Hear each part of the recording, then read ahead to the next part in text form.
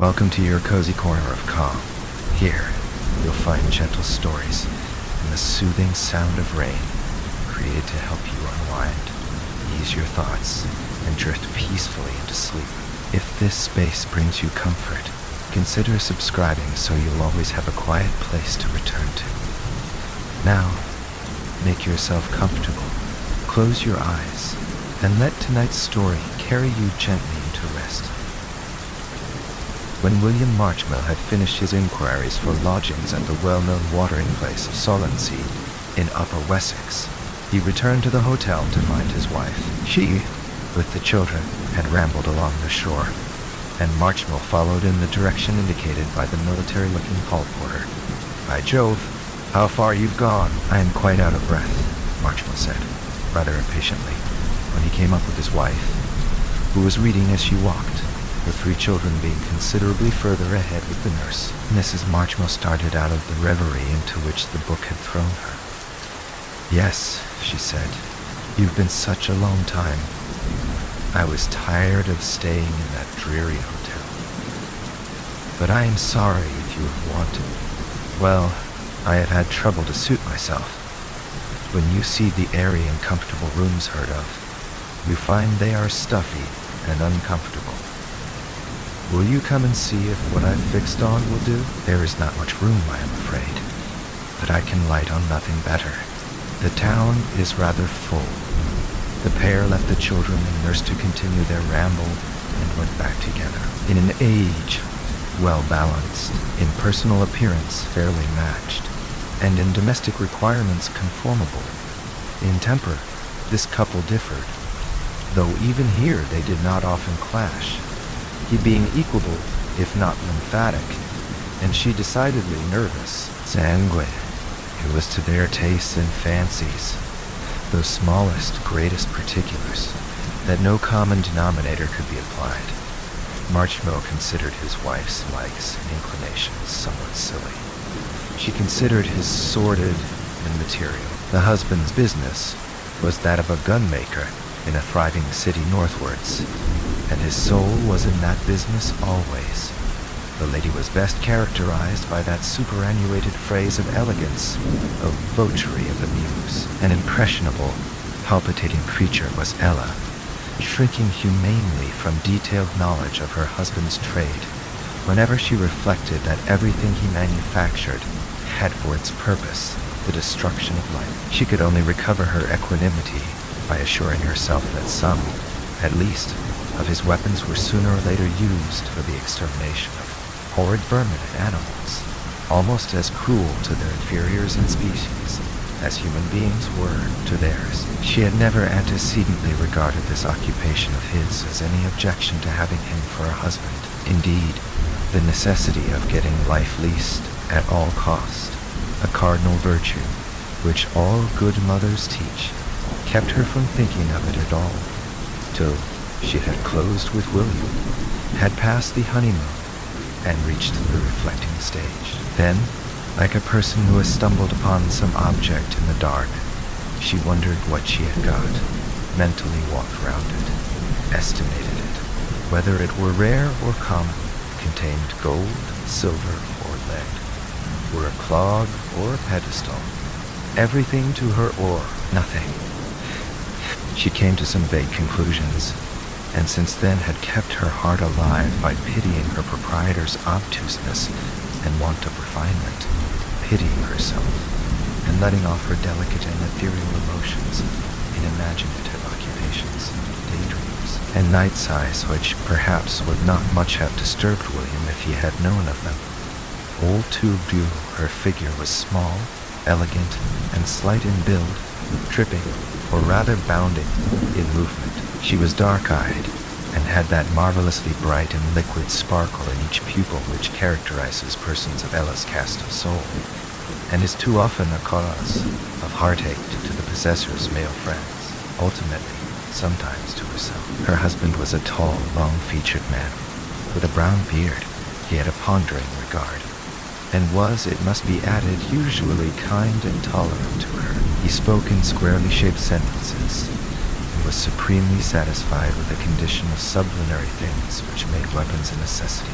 Husband and wife walked till they had reached the house they were in search of, which stood in a terrace facing the sea, and was fronted by a small garden of windproof and salt-proof evergreens, stone steps leading up to the porch. It had its number in the row, but, being rather larger than the rest, was in addition sedulously distinguished as Coburg House by its landlady, though everybody else called it 13, New Parade. The spot was bright and lively now, but in winter it became necessary to place sandbags against the door and to stuff up the keyhole against the wind and rain, which had worn the paint so thin that the priming and knotting showed through. The householder, who had been watching for the gentleman's return, met them in the passage and showed the rooms. She informed them that she was a professional man's widow, left in needy circumstances by the rather sudden death of her husband, and she spoke anxiously of the conveniences of the establishment. Mrs. Marchmill said that she liked the situation in the house, but it being small, there would not be accommodation enough, unless she could have all the rooms. The landlady mused with an air of disappointment. She wanted the visitors to be her tenants very badly, she said, with obvious honesty. But unfortunately 2 of the rooms were occupied permanently by a bachelor gentleman. He did not pay season prices, it was true, but as he kept on his apartments all the year round, and was an extremely nice and interesting young man, who gave no trouble, she did not like to turn him out for a month's let, even at a high figure. Perhaps, however, she added, he might offer to go for a time. All 3, they would not hear of this, and went back to the hotel, intending to proceed to the agent's to inquire further. Hardly had they sat down to tea when the landlady called. Her gentleman, she said, had been so obliging as to offer to give up his rooms 3 or 4 weeks rather than drive the newcomers away. It is very kind, but we won't inconvenience him in that way, said the Marchmills. Oh, it won't inconvenience him, I assure you, said the landlady eloquently. You see, he's a different sort of young man from most. Dreamy, solitary, rather melancholy. And he cares more to be here when the southwesterly gales are beating against the door, and the sea washes over the parade, and there's not a soul in the place than he does now in this season. He'd just as soon be where, in fact, he's going temporarily to a little cottage on the island opposite, for a change. She hoped, therefore, that they would come. The Marchmill family accordingly took possession of the house next day, and it seemed to suit them very well. After luncheon, Mr. Marchmill strolled out toward the pier, and Mrs. Marchmill, having dispatched the children to their outdoor amusements on the sands, settled herself in more completely, examining this and that article, and testing the reflecting powers of the mirror in the wardrobe door. In the small back sitting room, which had been the young bachelor's, she found furniture of a more personal nature than in the rest. Shabby books, of correct rather than rare editions, were piled up in a queerly reserved manner in corners, as if the previous occupant had not conceived the possibility that any incoming person of the season's bringing could care to look inside them. The landlady hovered on the threshold to rectify anything that Mrs. Marchmill might not find to her satisfaction. I'll make this my own little room, said the latter, because the books are here. By the way, the person who has left seems to have a good many. He won't mind my reading some of them, Mrs. Hooper, I hope. T4, oh dear, no, ma'am. Yes, he has a good many. You see, he is in the literary line himself somewhat. He is a poet. Yes, really a poet. And he has a little income of his own, which is enough to write verses on, but not enough for cutting a figure, even if he cared to. A poet. Oh, I did not know that. Mrs. Marchmill opened one of the books and saw the owner's name written on the title page. Dear me, she continued. I know his name very well. Robert True, of course I do. And his writings. And it is his rooms we have taken, and him we have turned out of his home? Ella Marchmill, sitting down alone a few minutes later, thought with interested surprise of Robert True. Her own latter history will best explain that interest. Herself the only daughter of a struggling man of letters, she had, during the last year or two, taken to writing poems, in an endeavor to find a congenial channel in which let flow her painfully invade emotions, whose former limpidity and sparkle seemed departing in the stagnation caused by the routine of a practical household and the gloom of bearing children to a commonplace father. These poems, subscribed with masculine pseudonym, had appeared in various obscure magazines, and in 2 cases in rather prominent ones. In the second of the latter, a page which bore her effusion at the bottom, in smallish print, or at the top, in large print, a few verses on the same subject by this very man, Robert True. Both of them had, in fact, been struck by a tragic incident reported in the daily papers, and had used it simultaneously as an inspiration, the editor remarking in a note upon the coincidence, and that the excellence of both poems prompted him to give them together. After that event, Ella, otherwise John Ivy, had watched with much attention the appearance anywhere in print of verse bearing the signature of Robert True, who, with a man's unsusceptibility on the question of sex, had never once thought of sex, had never once thought of passing himself off as a woman. To be sure, Mrs. Marchmill had satisfied herself with a sort of reason for doing the contrary in her case, since nobody might believe in her inspiration if they found that the sentiments came from a pushing tradesman's wife, from the mother of 3 children by a matter-of-fact small-arms manufacturer. True's verse contrasted with that of the rank-and-file of recent minor poets in being impassioned rather than ingenious, luxuriant rather than finished. Neither symbolist nor decadent, he was a pessimist insofar as that character applies to a man who looks at the worst contingencies as well as the best in the human condition, being little attracted by excellences of form and rhythm apart from content.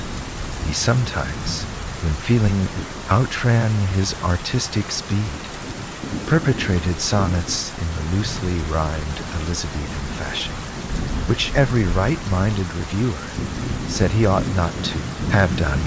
Fife, with sad and hopeless envy, Ella Marchmill had often and often scanned the rival poet's work, so much stronger, as it always was, than her own feeble lines. She had imitated him, and her inability to touch his level would send her into fits of despondency. Months passed away thus, till she observed from the publisher's list that True had collected his fugitive pieces into a volume, which was duly issued, and was much or little praised according to chance, and had a sale quite sufficient to pay for the cured fee of printing. This step onward had suggested to John Ivy the idea of collecting her pieces also, or at any rate of making up a book of her rhymes by adding many in manuscript to the few that had seen the light, for she had been able to get no great number into print. A ruinous charge was made for costs of publication. A few reviews noticed her poor little volume, but nobody talked of it, nobody bought it, and it fell dead in a fortnight, if it had ever been alive. The author's thoughts were diverted to another groove just then by the discovery that she was going to have a 3rd child, and the collapse of her poetical venture had perhaps less effect upon her mind than it might have done if she had been domestically unoccupied. Her husband had paid the publisher's bill with the doctor's, and there it all had ended for the time. But, though less than a poet of her century, Ella was more than a mere multiplier of her kind, and latterly she had begun to feel the old afflatus once more, and now by an odd conjunction she found herself in the rooms of Robert True. She thoughtfully rose from her chair and searched the apartment with the interest of a fellow tradesman. Yes, the volume of his own verse was among the rest. Though quite familiar with its contents, she read it here as if it spoke aloud to her, then called up Mrs. Hooper, the landlady, for some trivial service, and inquired again about the young man. 6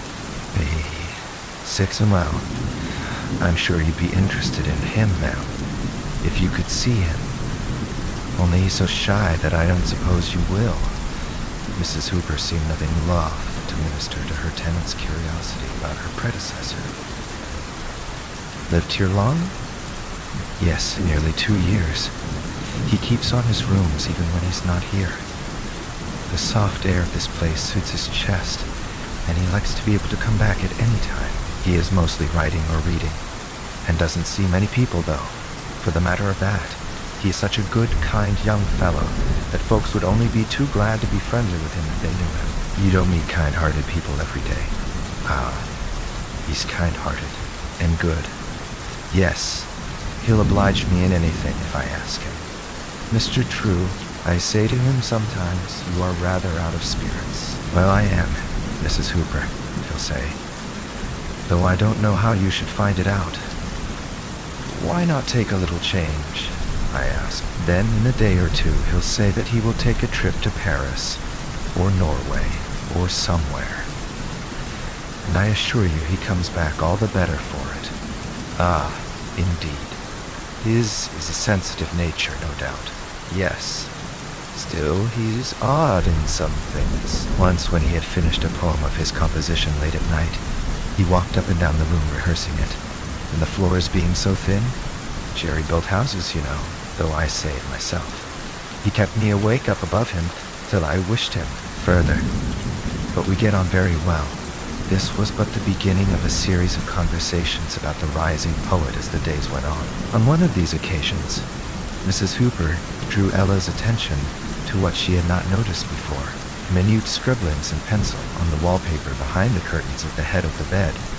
"Oh, let me look," said Mrs. Marchmo, unable to conceal a rush of tender curiosity as she bent her pretty face close to the wall. "Sedentary," said Mrs. Hooper, with the manner of a woman who knew things, "are the very beginnings and first thoughts of his verses. He has tried to rub most of them out, but you can read them still. My belief is that he wakes up in the night, you know, with some rhyme in his head, and jots it down there on the wall, lest he should forget it by the morning.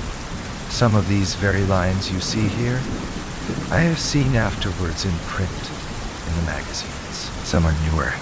Indeed, I have not seen that one before. It must have been done only a few days ago.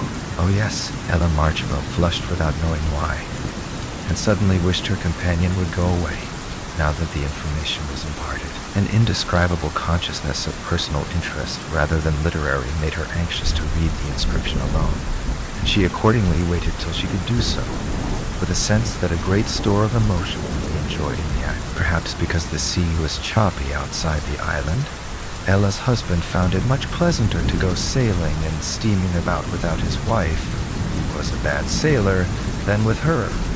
He did not disdain to go thus alone on board the steamboats of the cheap trippers, where there was dancing by moonlight, and where the couples would come suddenly down with a lurch into each other's arms. For, as he blandly told her, the company was too mixed for him to take her amid such scenes. Thus, although this thriving manufacturer got a great deal of change and sea air out of his sojourn here, the life external, at least, of Ella was monotonous enough, and mainly consisted in passing a certain number of hours each day in bathing, walking up and down a stretch of shore. But the poetic impulse having again waxed strong, she was possessed by an inner flame which left her hardly conscious of what was proceeding around her. She had read till she knew by heart True's last little volume of verses, and spent a great deal of time in vainly attempting to rival some of them, till, in her failure, she burst into tears. The personal element in the magnetic attraction exercised by this circumambient, unapproachable master of hers was so much stronger than the intellectual and abstract that she could not understand it. To be sure, she was surrounded noon and night by his customary environment, which literally whispered of him to her at every moment. But he was a man she had never seen, and that all that moved her was the instinct to specialize a waiting emotion alone. The first fit thing that came to hand did not, of course, suggest itself to Ella. might suggest itself to Ella, aid in the natural way of passion, under the two practical conditions which civilization has devised for its fruition. Her husband's love for her had not survived, except in the form of fitful friendship any more than, or even so much as, her own, for him, and being a woman of very living ardors that required sustenance of some sort, they were beginning to feed on this chance of material, which was indeed of a quality far better than chance usually offers. One day the children had been playing hide-and-seek in a closet, whence, in their excitement, they pulled out some clothing. Mrs. Hooper explained that it belonged to Mr. True, and hung it up in the closet again. Possessed of her fantasy, Ella went later in the afternoon, when nobody was in that part of the house, opened the closet, unhitched one of the articles, a mackintosh, and put it on, with the waterproof cap belonging to it, the mantle of Elijah, she said, would it might inspire me to rival him. Glorious genius that he is. Her eyes always grew wet when she thought like that, and she turned to look at herself in the glass. His heart had beat inside that coat, and his brain had worked under that hat, at levels of thought she would never reach. The consciousness of her weakness beside him made her feel quite sick. Before she had got the things off her, the door opened, and her husband entered the room. "You are always away." "Always away?" Well, that evening she had a further talk with the landlady, who might herself have nourished a half-tender regard for the poet.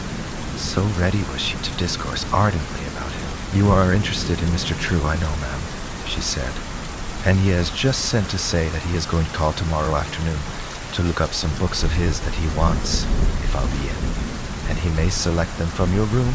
And I know, yes, you could very well meet Mr. True then, if you'd like to be in the way," she promised with secret delight, and went to bed musing of him. Next morning her husband observed, "I've been thinking of what you said, Elle, that I have gone about a good deal and left you without much to amuse you. Perhaps it's true. Today, as there's not much sea, I'll take you with me on board the yacht." For the first time in her experience of such an offer, Ella was not glad, but she accepted it for the moment. The time for setting out drew near, and she went to get ready. She stood reflecting. The longing to see the poet she was now distinctly in love with overpowered all other considerations. "I don't want to go," she said to herself. "I can't bear to be away, and I won't go." She told her husband that she had changed her mind about wishing to sail. He was indifferent, and went his way. For the rest of the day the house was quiet, the children having gone out upon the sands. The blinds waved in the sunshine to the soft, steady stroke of the sea beyond the wall. And the notes of the green Silesian band, a troop of foreign gentlemen hired for the season, had drawn almost all the residents and promenaders away in the vicinity of Coburg House. A knock was audible at the door. Mrs. Marchmill did not hear any servant go to answer it, and she became impatient. The books were in the room where she sat, but nobody came up. She rang the bell. "There's some person waiting at the door," she said. "Oh, no, ma'am. He's gone long ago." I answered it. The servant replied, and Mrs. Hooper came in herself. "So disappointing," she said. "Mr. True not coming after all." But I heard him knock, I fancy. No, that was somebody inquiring for lodgings who came to the wrong house. I tell you that Mr. True sent a note just before lunch to say I needn't get any tea for him, as he should not require the books and wouldn't come to select them. Tenelle was miserable, and for a long time could not even reread his mournful ballad on severed lives. So aching was her erratic little heart, and so tearful her eyes. When the children came in with wet stockings, and ran up to her to tell her of their adventures, she could not feel that she cared about them half as much as usual. "Mrs. Hooper, have you a photograph of the gentleman who lived here?" She was getting to be curiously shy in mentioning his name. "Why, yes. It's in the ornamental frame on the mantelpiece in your own bedroom, ma'am." "No, the Royal Duke and Duchess are in that." "Yes, so they are, but he's behind them." "He belongs rightly to that frame, which I bought on purpose. But as he went away, he said, 'Cover me up from those strangers that are coming, for God's sake.' I don't want them staring at me, and I am sure they won't want me staring at them. So I slipped in the Duke and Duchess temporarily in front of him, as they had no frame, and royalties are more suitable for letting furnished than a private young man. Lord, ma'am, he wouldn't mind if he knew it. He didn't think the next tenant would be such an attractive lady as you. Or he wouldn't have thought of hiding himself, perhaps. Is he handsome? She asked timidly. I'd call him so. Some, perhaps, wouldn't. Should I? She asked, with eagerness. I think you would, though some would say he's more striking than handsome. A large-eyed, thoughtful fellow, you know, with a very electric flash in his eye when he looks round quickly, such as you'd expect a poet to be who doesn't get his living by. Ed, how old is he? Several years older than yourself, ma'am. About 31 or 2, I think. Ella was, a matter of fact, a few months over 30 herself, but she did not look nearly so much, though so immature in nature. She was entering on that tract of life in which emotional women begin to suspect that last love may be stronger than first love, and she would soon, alas, enter on the still more melancholy tract when at least the vainer ones of her sex shrink from receiving a male visitor otherwise than with their backs to the window or the blinds half down. She reflected on Mrs. Hooper's remark and said no more about age. The 11 just then, a telegram was brought. It came from her husband, who had gone down the channel as far as Budmouth with his friends in the yacht, and would not be able to get back till next day. After her light dinner, Ella idled about the shore with the children till dusk, thinking of the yet uncovered photograph in her room, with a serene sense of in which this something ecstatic to come. For, with the subtle luxuriousness of fancy in which this young woman was an adept, on learning that her husband was to be absent that night, she had refrained from incontinently rushing upstairs and opening the picture frame, preferring to reserve the inspection till she could be alone, and a more romantic tinge be imparted to the occasion by silence, candles, solemn sea, and stars outside, than was afforded by the garish afternoon sun. The children had been sent to bed, and Ella soon followed, though it was not yet 10 o'clock. To gratify her passionate curiosity, she now made her preparations, first getting rid of superfluous garments and putting on her dressing gown, then arranging a chair in front of the table and reading several pages of Drew's 10 years' utterance. Next she fetched the portrait frame to the light, opened the back, took out the likeness, and set it up before her. It was a striking countenance to look upon. The poet wore a luxuriant black mustache, an imperial, and a slouched hat which shaded the forehead. The large dark eyes described by the landlady showed unlimited capacity for misery. They looked out from beneath well-shaped brows, as if they were reading the universe in the microcosm of the confronter's face, and were not altogether overjoyed at it. What spectacle portended? Ella murmured in her lowest, richest, tenderest tone. And it's you who've so cruelly eclipsed me these many times. As she gazed long at the portrait, she fell into thought, till her eyes filled with tears, and she touched the cardboard with her lips. Then she laughed with a nervous lightness and wiped her eyes. Well, she thought how wicked she was, a woman having a husband and 3 children, to let her mind stray to a stranger in this unconscionable manner. No, he was not a stranger. She knew his thoughts and feelings as well as she knew her own. They were, in fact, the self-same thoughts and feelings as hers, which her husband distinctly lacked. Perhaps luckily for himself, considering that he had to provide for family expenses. He's nearer my real self. He's more intimate with the real me than Will is after all, even though I've never seen him, she said. She laid his book and picture on the table at the bedside, and when she was reclining on the pillow, she reread those of Robert True's verses, which she had marked from time to time as most touching and true. Putting these aside, she set up the photograph on its edge upon the coverlet, and contemplated it as she lay. Then she scanned again by the light of the candle the half-obliterated pencilings on the wallpaper beside her head. There they were, phrases, couplets, bounce rhymes, beginnings and middles of lines, ideas in the rough, like Shelley's scraps, and the least of them so intense, so sweet, so palpitating, that it seemed as if his very breath, warm and loving, fanned as if his very breath, warm and loving, her cheeks from those walls, walls that had surrounded his head times and times as they surrounded her own now.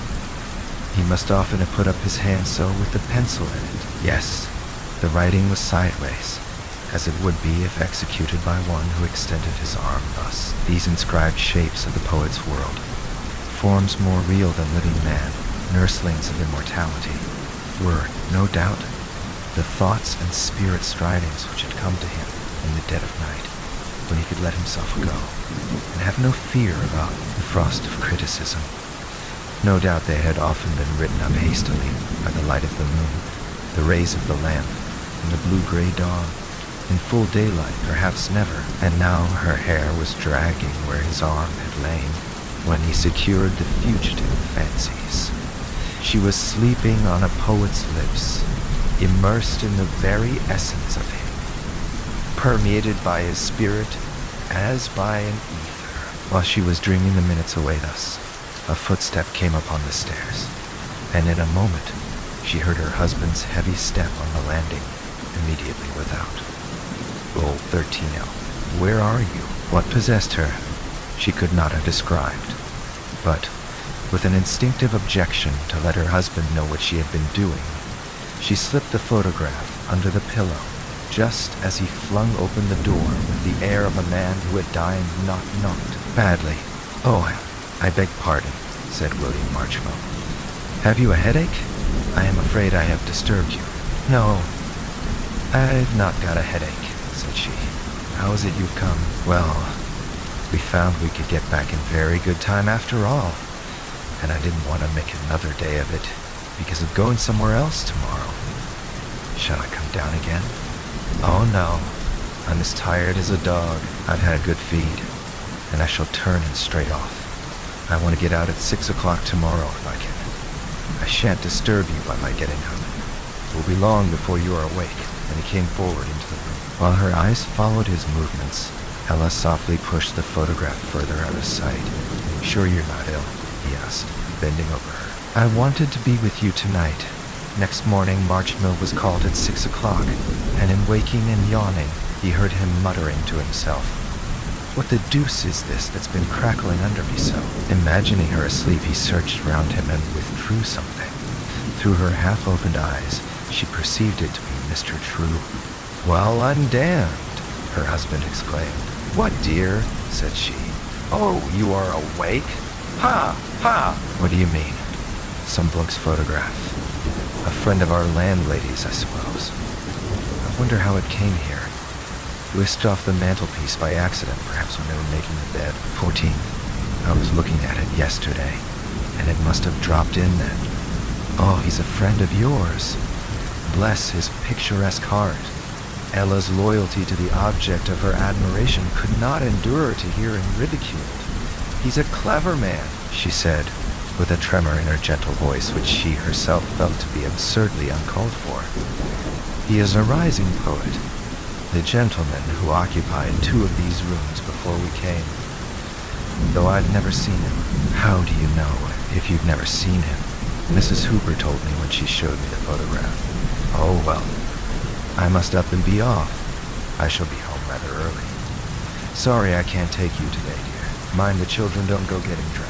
That day Mrs. Marchmo inquired if Mr. True were likely to call at any other time. "Yes," said Mrs. Hooper. "He's coming this day week to stay with a friend near here till you leave. He'll be sure to call." Marchmo did return quite early in the afternoon, and opening some letters which had arrived in his absence, declared suddenly that he and his family would have to leave a week earlier than they had expected to do. In short, in 3 days. "Surely we can stay a week longer," she pleaded. "I like it here." "I don't. It is getting rather slow." "Then you might leave me and the children." "How perverse you are, Elle."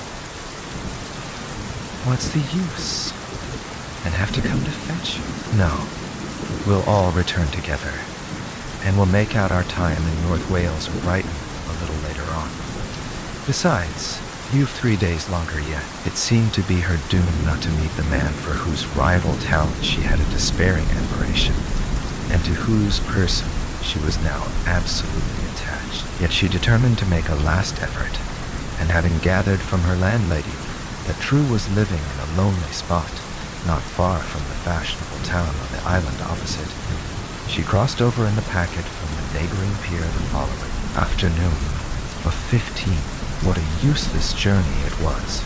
Ella knew but vaguely where the house stood, and when she fancied she had found it, and ventured to inquire of a pedestrian if he lived there, the answer returned by the man was that he did not know.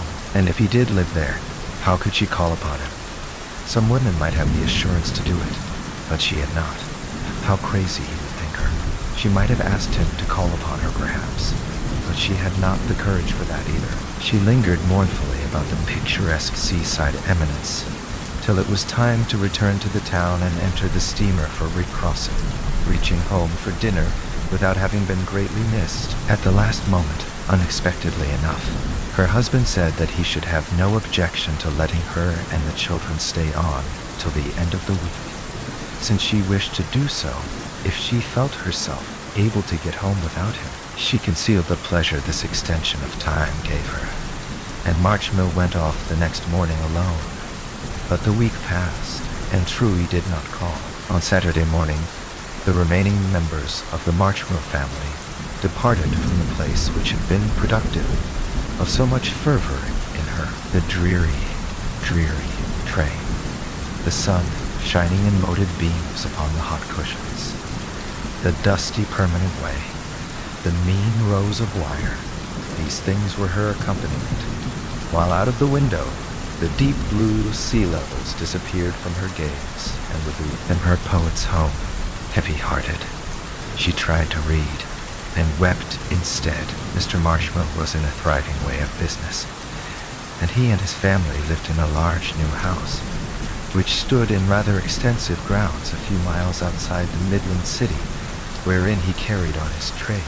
Ella's life was lonely here, as the suburban life is apt to be, particularly at certain seasons, and she had ample time to indulge her taste for lyric and elegiac composition. She had hardly got back when she encountered a piece by Robert True in the new number of her favorite magazine, which must have been written almost immediately before her visit to Solvency, for it contained the very couplet she had seen penciled on the wallpaper by the bed, and Mrs. Hooper had declared to be recent. Ella could resist no longer, but seizing a pen impulsively, wrote to him as a brother poet, using the name of John Ivy, congratulating him in her letter on his triumphant executions in meter and rhythm of thoughts that moved his soul, as compared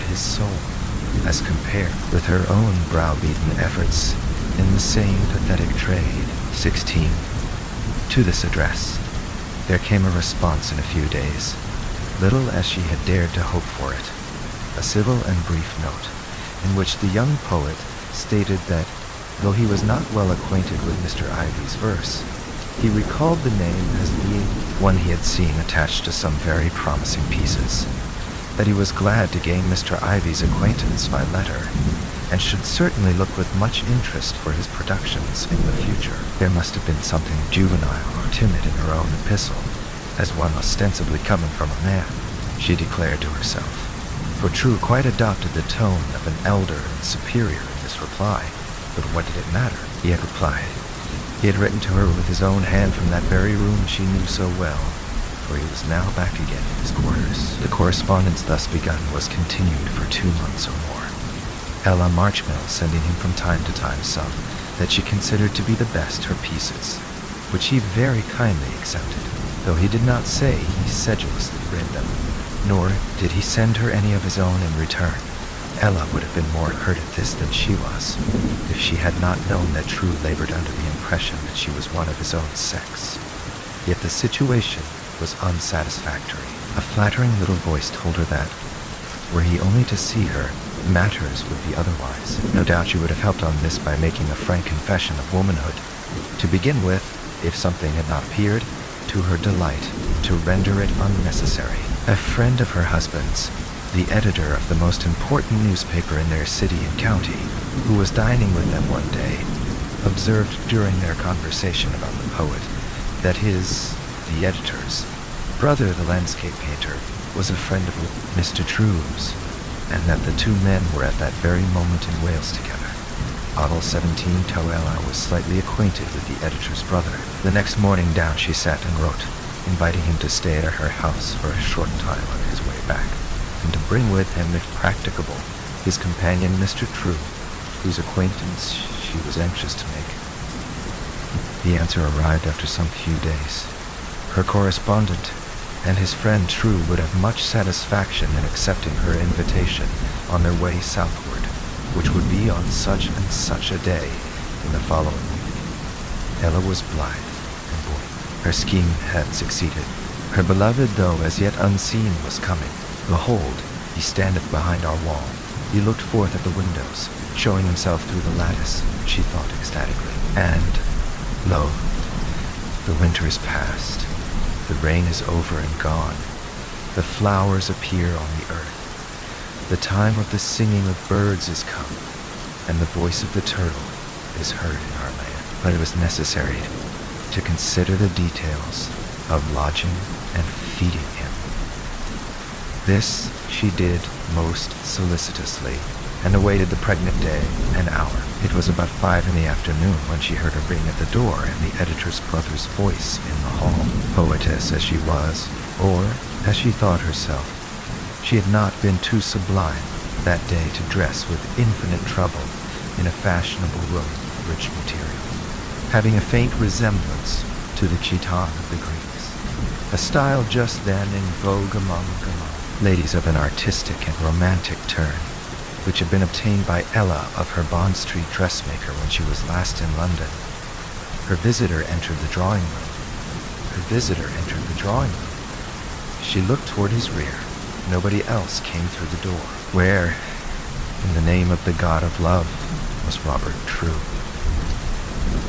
"Oh, I'm sorry," said the painter, after their introductory words had been spoken. "True, he's a curious fellow, you know, Mrs. Marchmont. He said he'd come.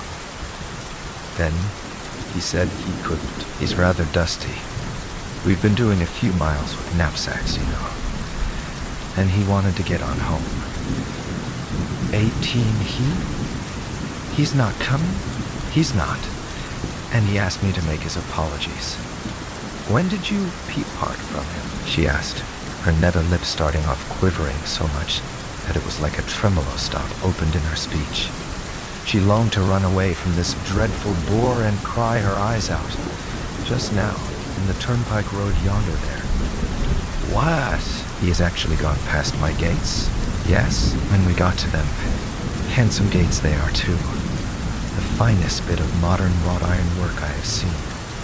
When we came to them, we stopped, talking there a little while, and then he wished me goodbye and went on. The truth is, he's a little bit depressed just now, and doesn't want to see anybody. He's a very good fellow, and a warm friend, but a little uncertain and gloomy sometimes. He thinks too much of things. His poetry is rather too erotic and passionate, you know, for some tastes. And he has just come in for a terrible slating from the review that was published yesterday. He saw a copy of it at the station by accident. Perhaps you've read it? Perhaps you've read it? No. So much the better. Oh, it's not worth thinking of. Just one of those articles written to order, to please the narrow-minded set of subscribers upon whom the circulation depends. But he's upset by it. He says it is the misrepresentation that hurts him so, that though he can stand a fair attack, he can't stand lies that he's powerless to refute and stop from spreading. That's just True's weak point. He lives so much by himself that these things affect him much more than they would if he were in the bustle of fashionable or commercial life. So he wouldn't come here, making the excuse that it all looks so new and moneyed. If you'll pardon, but he must have known. There was sympathy here. Has he never said anything about getting letters from this address? 19. Yes. Yes, he has, from John Ivy. Perhaps a relative of yours, he thought, visiting here at the time. Did he like Ivy? Did he say? Well, I don't know that he took any great interest in Ivy. Or in his poems. Or in his poems. So far as I know, that is. Robert True took no interest in her house, in her poems, or in their writer. As soon as she could get away, she went into the nursery and tried to let off her emotion by unnecessarily kissing the children, till she had a sudden sense of disgust at being reminded how plain-looking they were, like their father. The obtuse and single-minded landscape painter never once perceived from her conversation that it was only True she wanted, and not himself. He made the best of his visit, seeming to enjoy the society of Ella's husband, who also took a great fancy to him, and showed him everywhere about the neighborhood, neither of them noticing Ella's mood. The painter had been gone only a day or two when, while sitting upstairs alone one morning, she glanced over the London paper just arrived and read the following paragraph. Suicide of a poet, Mr. Robert True, who has been favorably known for some years as one of our rising lyrists, committed suicide at his lodgings at Sea on Saturday evening last by shooting himself in the right temple with a revolver. Readers hardly need to be reminded that Mr. True recently attracted the attention of a much wider public than had hitherto known him by his new volume of verse, mostly of an impassioned kind, entitled Lyrics to a Woman Unknown, which has been already favorably noticed in these pages for the extraordinary gamut of feeling it traverses, and which has been made the subject of a severe, if not ferocious, criticism in the review. It is supposed, though not certainly known, that the article may have partially conduced to the sad act, as a copy of the review in question was found on his writing table, and he has been observed to be in a somewhat depressed state of mind since the critique appeared. Then came the report of the inquest, at which the following letter was read, it having been addressed to a friend at a distance. Dear, before these lines reach your hands, I shall be delivered from the inconveniences of seeing, hearing, and knowing more of the things around me. I will not trouble you by giving my reasons for the step I have taken, though I can assure you they were sound and logical. Perhaps had I been blessed with a mother, or a sister, or a female friend of another sort tenderly devoted to me, I might have thought it worthwhile to continue my present existence. I have long dreamt of such an unattainable creature, as you know, and she, this undiscoverable, elusive one, inspired my last volume, The Imaginary Woman Alone. For in spite of what has been said in some quarters, there is no real woman behind theirs. Title: She has continued to the last unrevealed, unmet, unwon. I think it desirable to mention this in order that no blame may attach to any real woman as having been the cause of my decease by cruel or cavalier treatment of me. Tell my landlady that I am sorry to have caused her this unpleasantness, but my occupancy of the rooms will soon be forgotten. There are ample funds in my name at the bank to pay all expenses. R. True. 20 Town. Ella sat for a while, as if stunned, then rushed into the adjoining chamber and flung herself upon her face on the bed. Her grief and distraction shook her to pieces, and she lay in this frenzy of sorrow for more than an hour. Broken words came every now and then from her quivering lips. Oh, if he had only known of me. Known of me. Me. Oh, if I had only once met him. Only once, and put my hand upon his hot forehead, kissed him, let him know how I loved him, that I would have suffered shame and scorn, would have lived and died for him. Perhaps it would have saved his dear life. But no, it was not allowed. God is a jealous God, and that happiness was not for him and me. All possibilities were over. The meeting was stultified. Yet it was almost visible to her in her fantasy even now, though it could never be substantiated. The hour which might have been, yet might not be. which man's and woman's heart conceived and bore, yet whereof life was barren. She wrote to the landlady at Solvency in the third person, in as subdued a style as she could command, enclosing a postal order for a sovereign, and informing Mrs. Hooper that Mrs. Marchmont had seen in the papers the sad account of the poet's death, and having been, as Mrs. Hooper was aware, much interested in Mr. True during her stay at Coburg House, she would be obliged if Mrs. Hooper could obtain a small portion of his hair before his coffin was closed down, and send it her as a memorial of him, as also the photograph that was in the frame. By the return post, a letter arrived containing what had been requested. Ella wept over the portrait and secured it in her private drawer. The lock of hair she tied with white ribbon and put in her bosom, whence she drew it and kissed it every now and then in some unobserved nook. "What's the matter?" said her husband, looking up from his newspaper on one of these occasions. "Crying over something? A lock of hair? Whose is it?"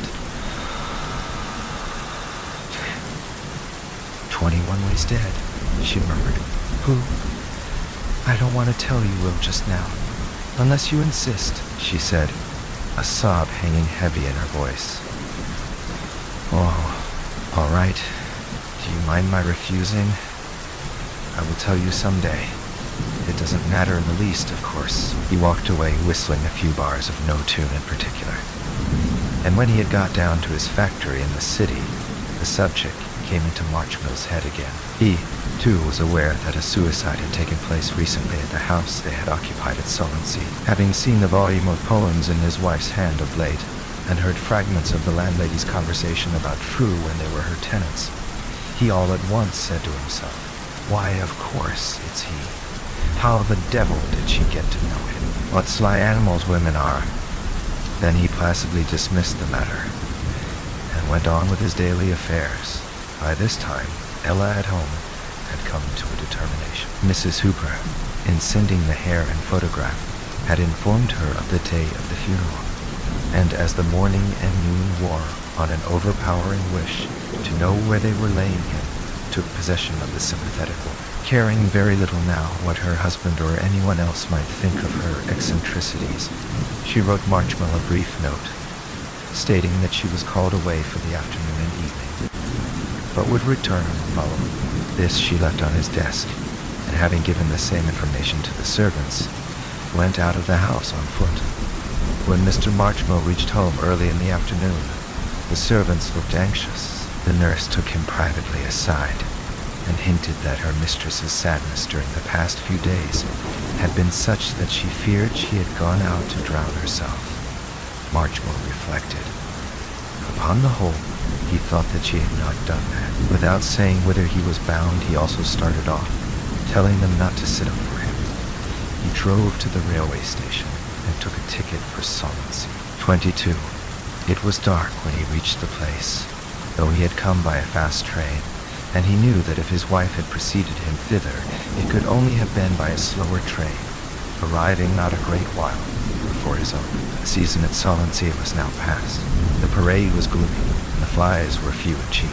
He asked the way to the cemetery, and soon reached it. The gate was locked, but the keeper let him in, declaring, however, that there was nobody within the precincts. Although it was not late, the autumnal darkness had now become intense, and he found some difficulty in keeping to the serpentine path which led to the quarter where, as the man had told him, the 1 or 2 interments for the day had taken place. He stepped upon the grass, and stumbling over some pegs, stooped now and then to discern, if possible, a figure against the sky.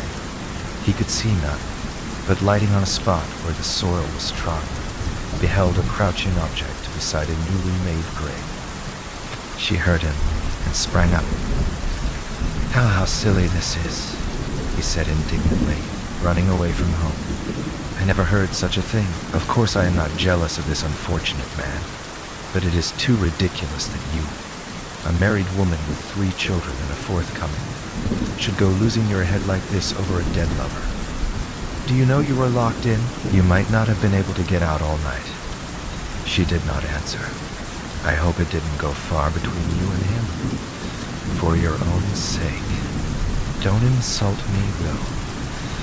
Mind, I won't have any more of this sort of thing. Do you hear? Hear? Very well, she said.